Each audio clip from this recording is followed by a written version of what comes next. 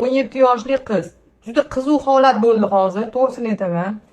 Bu tushunadigan ona haqida gap ketyapti. Xafa bo'lmaysiz, aytishim shart buni. O'zbek xalqi shunaqa xalq. Psixologlar o'zlari. Hozir aytdimki, bu anaqa 3 oy hayz ko'rmasa ham bu qiz. Matkani ko'rsam, yo'q, men matkani bir hafta oldin maktabda qildirdik. To'g'rimi oyisi? E'tiboring. Ayting, ovozingiz eshitsin. To'g'ri deyapti mana. Bir hafta oldin maktabda uyiga qilishdi, norma deb yuborishdi. Yo'q, norma. Menga qog'oz olib kelib bering dedim. Mana endi zo'rg'a o'ziga qildirishdi mana.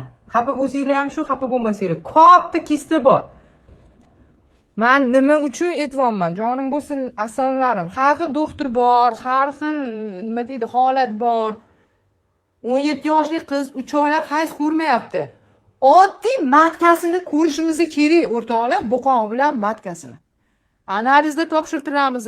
Bu jonivar bu o'zidan o'zi bo'lmayapti bu. Disfunksiya ketyapti, boshqa ketyapti. Mana shuncha ota-onalarga aytaman, iltimos sizlardan. Bundoq qilinglar, hozir nimaligini qo'yinglar, biz dori yozamiz. Xudo ko'rsatmasin, hozir men ko'rmasdan yozib o'rganimda, Xudo ko'rsatmasin, kista yorilib ketganda, shu doringizdan bo'ldi deb 100% garantiya beraman ota-onaga. Shuning uchun biz o'zimiz hozirgi paytda ko'ramiz. O'zinglar ehtiyot qilinglar, tushuninglar hamdamiz.